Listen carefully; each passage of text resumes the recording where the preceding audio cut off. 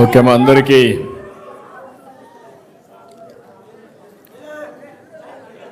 సాంఘిక సంక్షేమం, విభిన్న ప్రతిభావంతుల మరియు వయోవృద్ధుల సంక్షేమ శాఖ మంత్రి శ్రీ డోలా శ్రీ బాల వీరేంజనేయ స్వామి గారు, స్థానిక శాసనసభ్యులు గౌరవనీయులు బోండా ఉమామహేశ్వరరావు గారు, గద్దె రామ్మోహన్ రావు గారు, ఎంఎస్ రాజు గారు, చైర్మన్ గుడిపూడి నారాయణ స్వామి గారు, చైర్మన్ కోటేశ్వరరావు గారు, ఈరోజు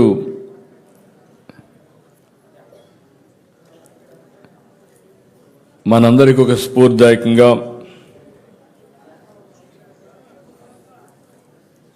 బ్రహ్మాండంగా ఆడి ప్రతిభావంతుల కాంపిటీషన్లో సక్సెస్ చూపించిన స్ఫూర్తిదాతలు ఇద్దరు మన దగ్గర ఉన్నారు. ఒకటి కరుణకుమారి, రెండు కుమారి దీపిక. వీళ్ళిద్దరిని చూస్తే జాతి గర్వపడే విధంగా బ్రహ్మాండంగా ఆడి ఒక స్ఫూర్తిని నింపారు. వాళ్ళిద్దరికి కూడా మనస్ఫూర్తిగా అభినందనలు, కంగ్రాచులేషన్స్ తెలియజేస్తున్నాను.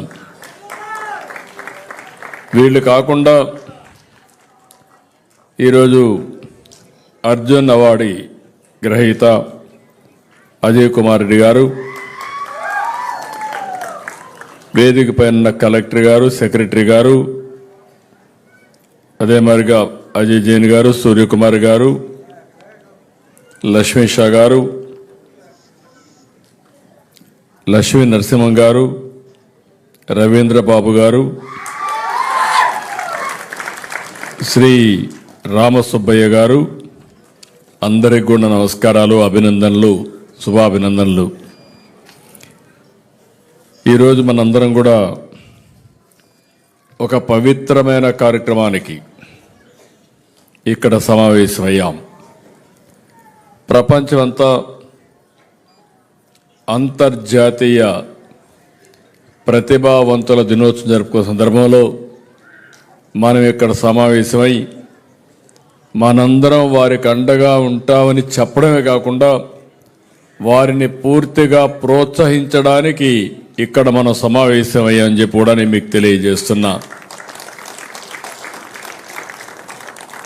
దివ్యాంగులు ఎప్పుడూ బలహీనులు కాదు, వాళ్ళు విభిన్న ప్రతిభావంతులు.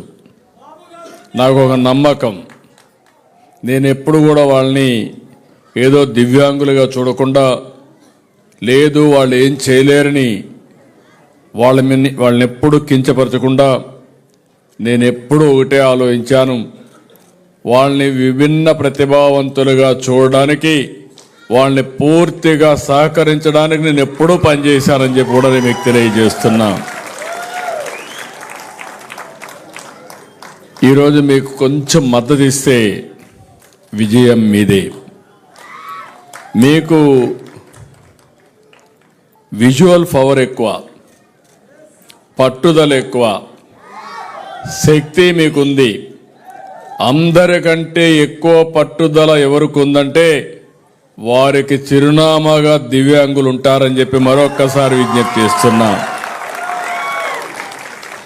ఈసారి అంతర్జాతీయ దివ్యాంగుల దినోత్సవం కూడా theme fostering disability, inclusive societies for advancing social progress.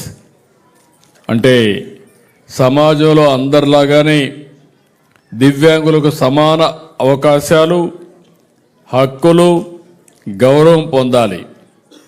ఇందుకు అనుకూలమైన సమాజాన్ని నిర్మాణం చేయాలనేది ఈ సంవత్సరం యొక్క థీమ్, ముఖ్యమైన ఉద్దేశం అని చెప్పి కూడా నేను మీకు తెలియజేస్తున్నా.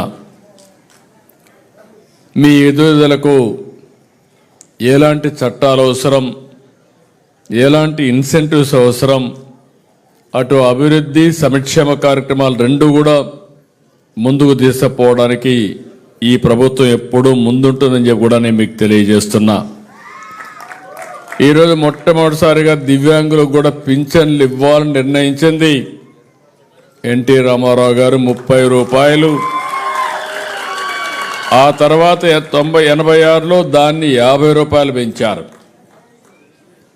ఆ తర్వాత 2006కి దాన్ని 200 చేస్తే 120 రూపాయలు వేస్తే నేను సీఎం అవుతానే 200 నుంచి 500 చేశాను. 500 నుంచి 3000 చేశామని చెప్పి కూడా నేను మీకు తెలియజేస్తున్నాను. 2 సార్లు పెంచాం. అంటే ఒకసారి మళ్ళీ మొన్న వచ్చినప్పుడు ఏమాత్రం ఆలోచించకుండా 3000 6000 చేశామని మీ అందరికి విజ్ఞప్తి చేస్తున్నా.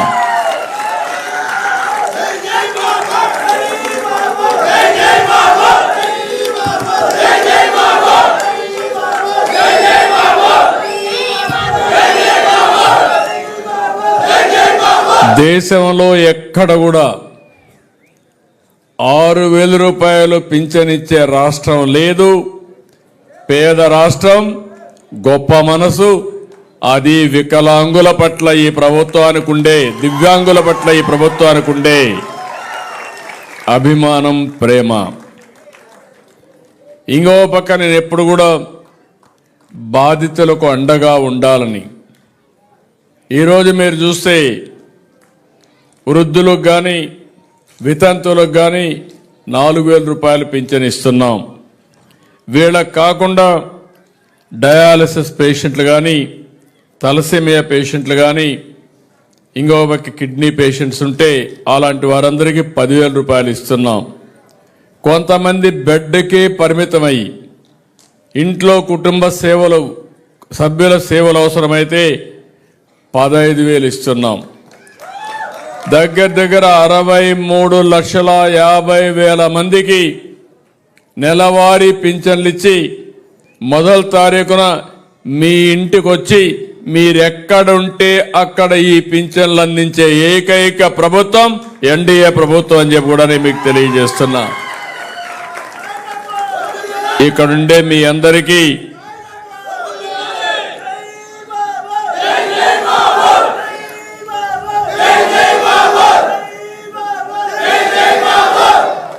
ఏడు 7,68,000 మందికి దివ్యాంగులకి ప్రతి నెల 470 కోట్లు పంపిణీ చేస్తున్నాం. సంవత్సరానికి 6,000 కోట్ల రూపాయలు మీకు ఇచ్చేది అది మా కమిట్మెంట్ అని చెప్పి మరొకసారి విజ్ఞప్తి చేస్తున్నా. బ్యాక్లాగ్ పోస్ట్ అన్నిటికీ స్పెషల్ రిక్రూట్మెంట్ డ్రైవ్ గడువు కూడా పొడిగిస్తున్నాం. ఇప్పుడే మీరు చూశారు దివ్యాంగులకి గమనుండే పోలీస్ దివ్యాంగులకి అందరికీ ఎప్పటికప్పుడు మీరు నడవడానికి అవకాశం ఉండే విధంగా మోటార్ వెహికల్స్ కూడా ఇస్తున్నాం. ఈ సంవత్సరం మీరు చూస్తే 1,800 ఇస్తున్నాం. ట్రైసైకిళ్ళు కానీ, వినికిడి పరికరాలు కానీ, వీల్ చైర్స్ కానీ ఇలాంటివి దగ్గర 14,000 మందికి ఈ సంవత్సరం ఇస్తున్నాం. మనసుంది. గడచిన ఆర్థిక వ్యవస్థను చూస్తే చాలా చిన్నాభిన్నమైంది. అయినా కూడా మిమ్మల్ని కూడా ఆదుకోవాలనే ఏకైక లక్ష్యంతో ఈ ప్రభుత్వం పనిచేస్తా ఉందని చెప్పి కూడా నేను మీకు తెలియజేస్తున్నా. ఎన్ని అడ్డంకులున్నా వైకల్యం విజయానికి అడ్డు కాదని ఈరోజు ఇక్కడుండే 3 నిరూపించారు. అజయ్ కుమార్ రెడ్డి, కరుణ, ఇంకొక పక్కన ఇప్పుడే దీపిక. ఈ 3 కూడా గట్టిగా చప్పట్లు కొట్టి మీరందరూ వారిని అభినందించాలి, ఆశీర్వదించాలి. అల్లూరి సీతారామ జిల్లాకు చెందిన బ్లైండ్ ఉమెన్ క్రికెటర్ కరుణ కుమారి. ఆవిడని చూస్తే ఎంతో ప్రేరణ. కంటి చూపు లేదు, కేవలం శబ్దంతోనే క్రికెట్ ఆడి ఆట నేర్చుకునింది. ఆర్థిక పరిస్థితి బాగాలేదు. తండ్రి వద్దని అడ్డం పెట్టాడు. ఎట్టి పరిస్థితిలో నన్ను ఆశీర్వదించమని తండ్రిని అడిగి మళ్ళీ అవార్డుతోనే తిరిగి ఇంటికి వస్తానని మాట నిలబెట్టుకున్న ఆడబిడ్డ మన కరుణాకుమారి. ఇంకొక పక్కన దీనికి పూర్తిగా కూడా మన మిత్రుడు అజయ్ కుమార్ రెడ్డి ట్రైనింగ్ ఇచ్చాడు, ప్రోత్సహించాడు. ఆయన్ని అభినందిస్తున్నా. ఈ రెండు చూసినప్పుడు తీవ్రమైన దృష్టిలోపం ఉన్న ఆమె ప్రతిభకు అవరోధం కాలేదు. అంతర్జాతీయ క్రికెట్లో రాణించారు. అందుల ప్రపంచ కప్ ఫైనల్లో 42 పరుగులు చేసి మనకు కప్ అందించింది. ఆవిడ్ని చూసినప్పుడు నాకు ఒక తృప్తి. ఎక్కడో డబ్బులుండి కాన్వెంట్ స్కూల్లో చదువుకోలేదు, ఆధునికమైన వస్తువులతో ఆడుకోలేదు, ప్రాక్టీస్ చేయలేదు. గవర్నమెంట్ రెసిడెన్షియల్ స్కూల్లో చదువుకొని అక్కడ ఆడి ప్రపంచ కప్పు తీసుకొచ్చిందంటే, గెలిచిందంటే నేను గర్వపడుతున్నానని చెప్పి కూడా నేను మీకు తెలియజేస్తున్నా. అది చూసిన తర్వాత అందరికీ ఇది ఒక స్ఫూర్తి కావాలని మనస్ఫూర్తిగా అభినందిస్తున్నా. ఈరోజు అజయ్ కుమార్ రెడ్డి గారిని చూశాం. చిన్నతనంలో ఒక ప్రమాద కారణంగా చూపు కోల్పోయారు. నరసరావుపేట అందుల పాఠశాల చదివారు. క్రికెట్లో శిక్షణ తీసుకున్నారు. తొలి బ్లైండ్ T20 ప్రపంచ కప్ను భారత్ గెలవడంలో కీలక పాత్ర పోషించిన వ్యక్తి అజయ్ కుమార్ రెడ్డి. కెప్టెన్గా 2017లో బ్లైండ్ T20 ప్రపంచ కప్ని, 2018 బ్లైండ్ క్రికెట్ ప్రపంచ కప్ను 2 గెలిపించారు. అందుకే ఆయనకు అర్జున్ అవార్డు వచ్చింది. ఈరోజు చూసినప్పుడు నేను చాలా గర్వపడుతున్నాను, అభినందిస్తున్నా. 3వ మెంబర్ దీపిక TC కర్ణాటక తరపున ఆడారు. ఈ రాష్ట్రంలో పుట్టారు. ఒక స్ఫూర్తిదాయకంగా ఆడి ఆవిడైతే చాలా బ్రహ్మాండంగా ముందుకు పోయారు. చిన్నప్పుడు జరిగిన ప్రమాదంలో కంటి చూపు పోతే చాలా వరకు ముందుకెళ్ళి world T20 blind women cricket జట్టు కెప్టెన్గానే కాదు, పారా అథ్లెటిక్ గాను ప్రతిభను చాటారు. జాతీయ క్రీడల్లో 100 మీటర్లో స్ప్రింట్, లాంగ్ జంపుల్లో కూడా సిల్వర్ మెడల్ దక్కించుకొని మనం అందరం గర్వపడే విధంగా చేశారు. అలాంటి ఆడబిడ్డ ఇక్కడే పుట్టింది. మట్టిలో మాణిక్యం. కర్ణాటక తరపున ఆడి దేశ పరువు నిలబెట్టింది, ప్రతిష్టను పెంచింది. మనస్ఫూర్తిగా అభినందిస్తున్నా. ఇలాంటి చూసినప్పుడు ఆవిడ ఇప్పుడు ఒకటే ఆలోచిస్తూ ఉంది, దీపిక IAS కావాలని. నాకు ఏమాత్రం అనుమానం లేదు, తప్పకుండా సాధిస్తుంది. ఈ పట్టుదలతోనే ముందుకు పోవాలని గట్టిగా చప్పట్లు కొట్టి అందరూ ఆశీర్వదించండి.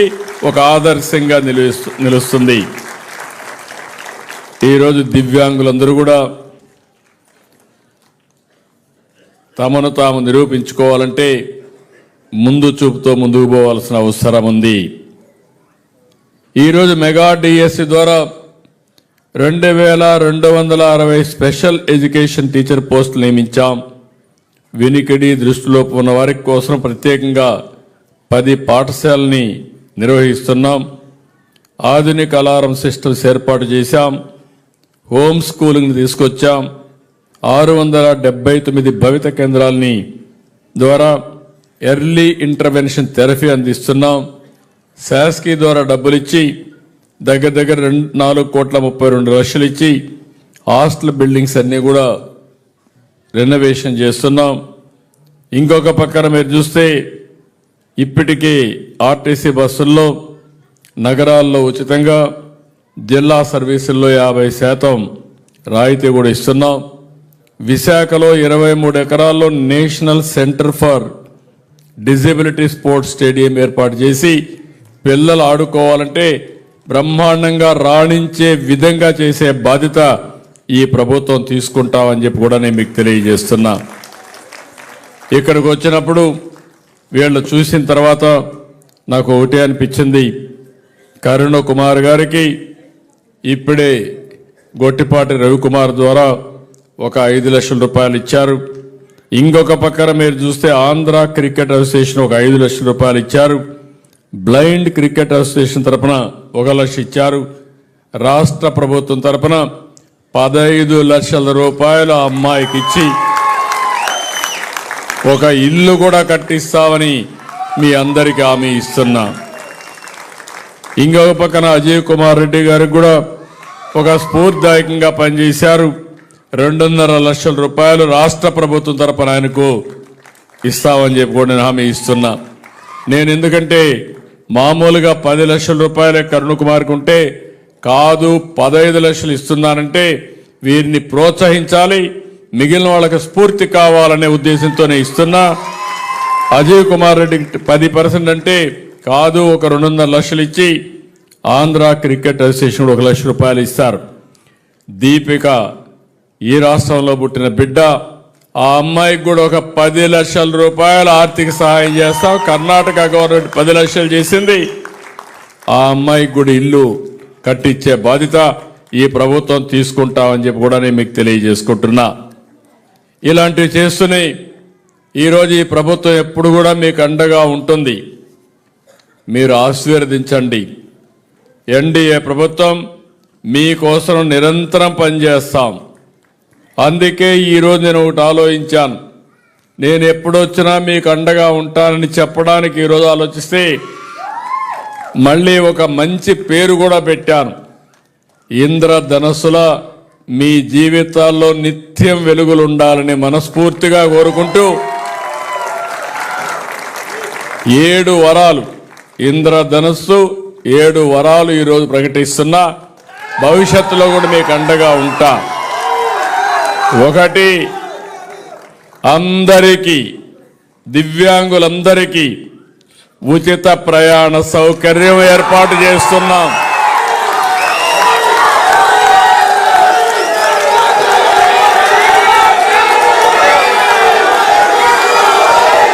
నా ఉద్దేశం ఒకటి, సమాజంలో అందరికంటే ఇబ్బందులో ఉండేది మీరు, అందులో మిమ్మల్ని ఆదుకోవడం మా బాధ్యత. అందుకే అందరికీ ఉచిత ప్రయాణ సౌకర్యం ఏర్పాటు చేస్తానని చెప్పి కూడా నేను మీకు తెలియజేస్తున్నా. మీలో కూడా ఆత్మవిశ్వాసం పెంచడానికి అన్ని స్థానిక సంస్థల్లో మీరు గెలిస్తే ఒకరుంటారు, ఒకవేళ గెలవలేకపోతే ఎక్సెఫ్షియోగా ప్రతి ఒక్క బాడీలో మిమ్మల్ని పెట్టే బాధ్యత తీసుకొస్తాం.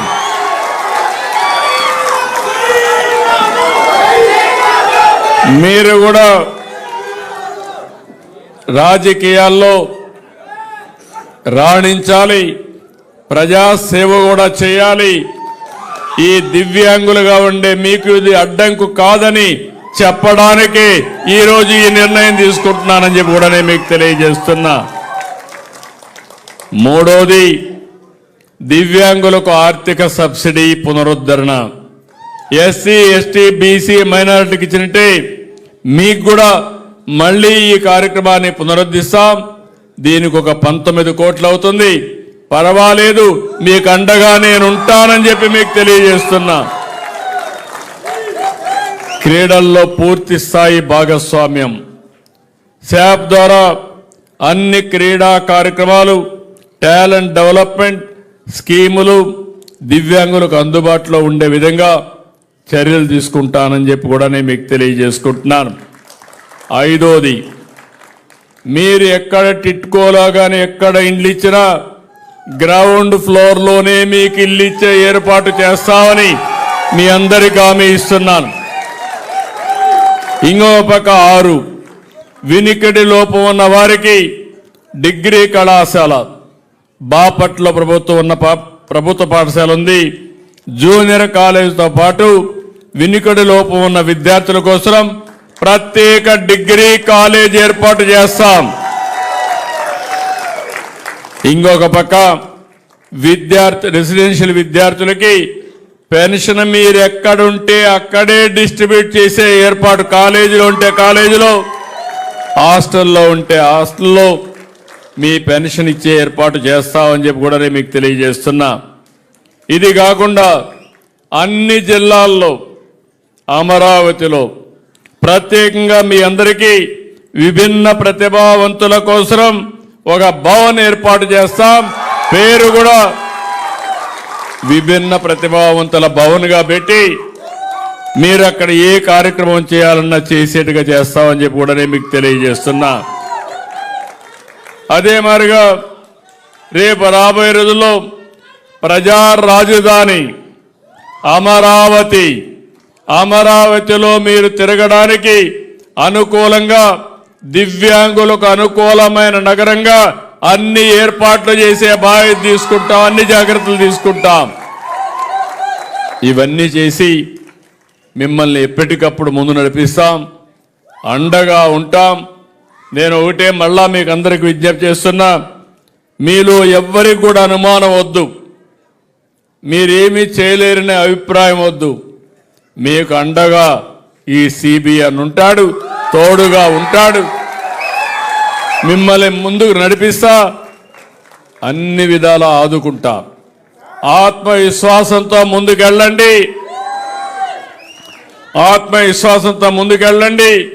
మిమ్మల్ని పూర్తిగా ఆదుకునే బాధ్యత ఈ ప్రభుత్వం తీసుకుంటుందని మరొక్కసారి తెలియజేస్తూ, ఈరోజు నేను ఎంత బిజీగా ఉన్నా, ఈ రోజున మీతో మమేకం కావాలి, మిమ్మల్ని చూడాలి, మీకు మనోధైర్యం చెప్పాలనే ఉద్దేశంతోనే నేను ఈ కార్యక్రమానికి వచ్చాను.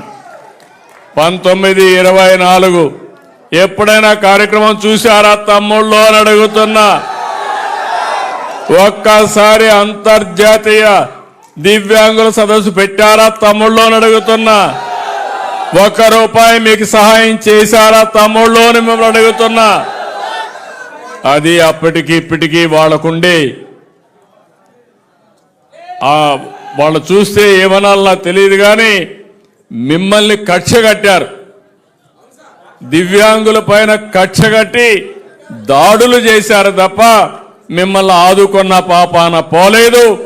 నేను మీకు అండగా ఉంటా, మీరు ధైర్యంగా ముందుకు నడవమని మరొక్కసారి కోరుకుంటూ, అందరికీ మరొక్కసారి అంతర్జాతీయ దివ్యాంగుల దినోత్సవ సందర్భంగా అభినందనలు, శుభాకాంక్షలు.